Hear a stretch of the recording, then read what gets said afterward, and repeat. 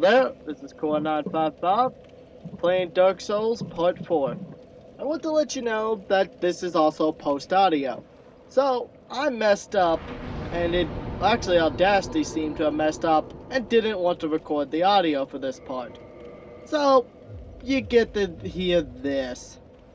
It's not my preference, but it'll do. So now, we're basically going through the inventory, clearing the hotbar, and we're going to try to make some progress today. We got the Uchi Katana to where we can use it now. That'll be fun. So this thing does, you'll see why I wanted to use it. It does a lot more damage than the blade, well than the bandit's knife, but it also does, what's it called? Bleed damage like the knife. So I can apply bleed harder and faster than the bandit's knife can. The only thing the bandit's knife outdoes it on is the critical hits, i.e. backstabs, parry and riposte, and such and such. But yeah, so that's why I wanted to get the Uchi rolling. Basically right now you're watching me get through the Berg, fighting through these bullshit fire bombers and these normal assholes. These guys, they're not too bad. We're making it. Also, my cat joined me for recording today. Oh.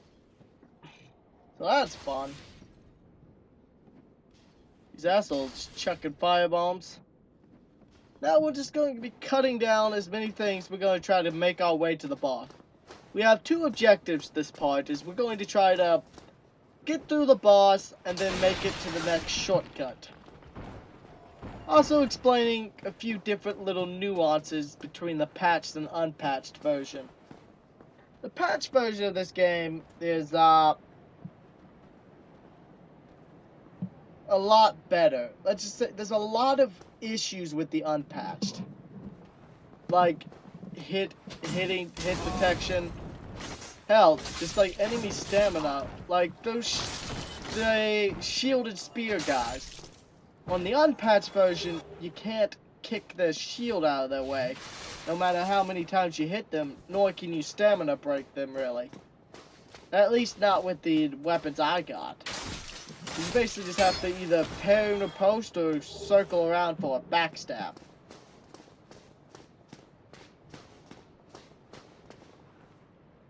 Ooh. Ah, fuck. But yeah, that's pretty much the strategies. You gotta get around to their backs and stab them. It's a pain in the ass, I'll tell you that much. Yeah, right now I'm just slicing, dicing, kicking things. I'm going to ignore the Black Knight downstairs, because he's a pain in the ass. And then we'll start cutting our way up the stairs. Now, we're about to go kill the Titanite Demon, the Titanite Lizard. These little guys are adorable. They're basically little lizards made of crystal. And they drop Titanite. So as you saw, very briefly, I got 2 Twinkling Titanite and 2, what's it called? I got 2 of the regular Titanite chunks. I don't know if that's a lucky drop or if that's a patch difference though, because in the unpatched I only got regular Twinkly Titanite. Right here is another example of a patch port. So here, that's archer on the left is standing right where I'm standing. And he fucking just hits you with his sword as soon as you climb the ladder. He's a dickhead. Now we're gonna go fuck with the boss. We're gonna... Fun fact about the Taurus Demon. So he is weak to lightning. So, that gold pine resin you picked up earlier in the Berg? Yeah, this is where it comes in handy. You pick up that damn Titanite, and not Titanite, pine resin. You climb the ladder and you stab this fuck in the head. Anytime the game gives you a free chance to stab it in the fucking head, take it. So basically now we're just cutting this guy down. He's almost dead, but then I fuck up a bit. Instead of dodging, I take a smack. I take a slice at him, which is bad for me. But now we're cutting him down. Especially if you use the pine resin, he goes down really quickly. And my pine resin will fade. Oh, this is me explaining how speedrunners do these things. Is there's a glitch, you can basically trick him into falling off that ledge there by using one of his swings that propel him forward. So speedrunners tend to use that to fling enemies off to their deaths. I don't like doing that myself, because one, I'm not quite that good at it, and two, it's just not my style. I'm not a fan of glitches, cheats, tricks. Well, tricks I'll do, but like, little glitches and cheats, not my style. Now I'm going to let Solaire talk.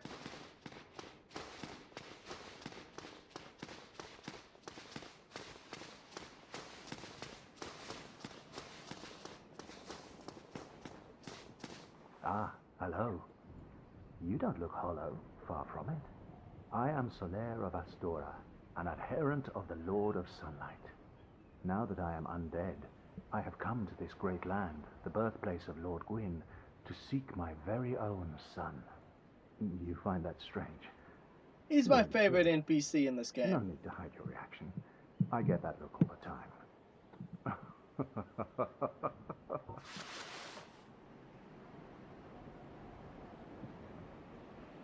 Oh, aha. So I didn't scare you. I have a proposition, if you have a moment.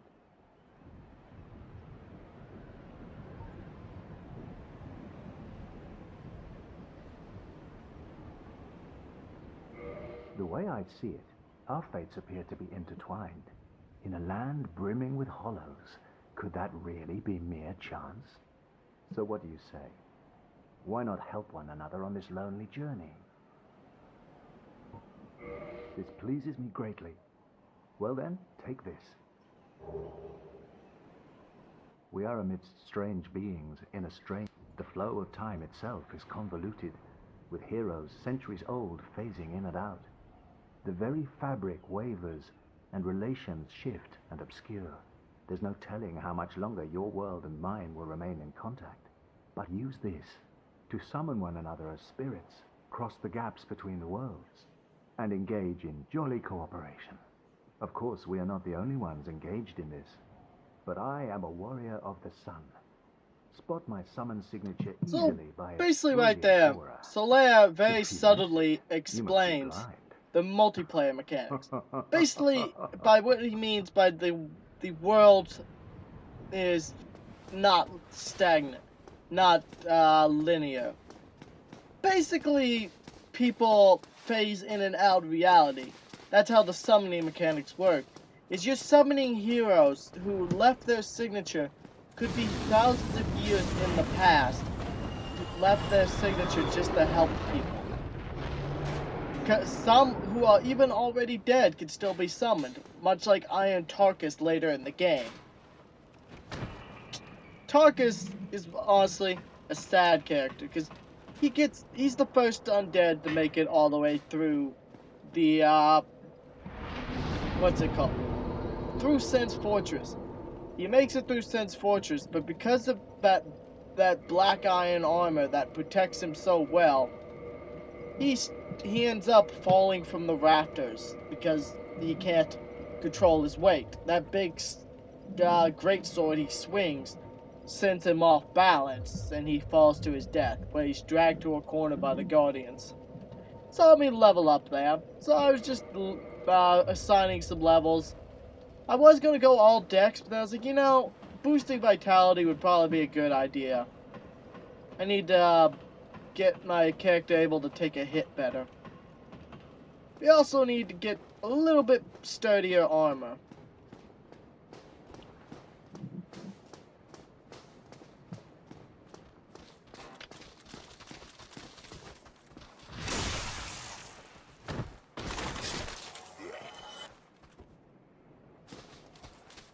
Alright, so now we're just cutting our way to the berg. You're going to see me in a moment attempt to get a shortcut, but first I'm going to bait these rats out. Basically, we want to get these rats out of the way. Also, I get disappointed because I noticed both of them got an item. The only thing rats drop is humanity, so I just lost a hard humanity. Now let me explain how humanity works. Humanity is the currency that you need for summoning other people. You need to be human to summon other people. But on the flip side, if you're human, you can also be invaded by people wanting to kill you and steal your humanity. So if you're human, you can summon friends to help, but you also take the risk. Another benefit, there's multiple benefits to humanity though. One, the more humanity you have, the higher curse resistance you have. What else? You have a higher loot chance. Basically, you have a higher luck. You're more likely to drop loot. Or pick up loot. Oh yeah, right there I got fucking murdered. So, basically I'm trying to get to that gate, and then I'm like, ah, fuck. Because right before this flipped over to this screen, I saw the gate slam down. That means I can't get that shortcut now until I go all the way through the undead parish and up to the fucking berg. Not berg, up to the parish area. Basically I have to go all the way through and around to unlock that shortcut door now. Because asshole fucking sprinted in there and closed the gate on me. But yeah, as I was explaining, up to 10 humanity, basically that number counter is how much soft humanity you have. Basically how much humanity you have loose, how much you can lose and keep. Now, the dangers of having that much humanity is you die, you lose it. If you can't get back to your bloodstain in time, you've lost all that humanity. But the benefits are you get more loot, curse, resistance, and what else? You get more something.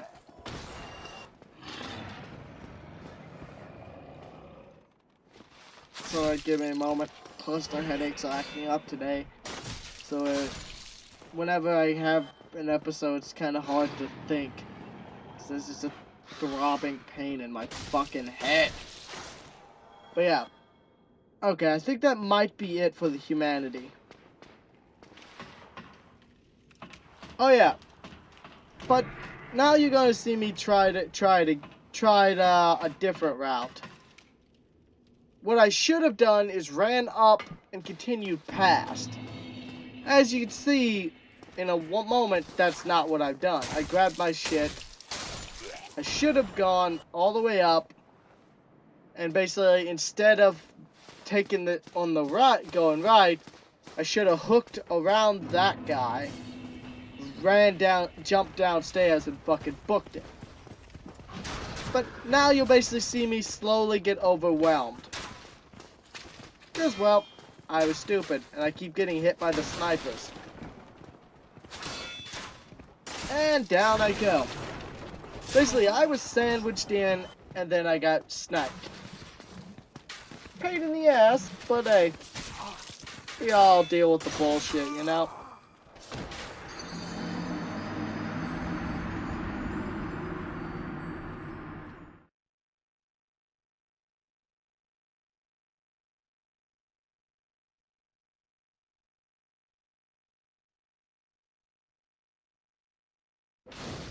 And now, we're about to wrap things up. So right here, we just respawn, I take inventory, and I'm basically about to wrap it up.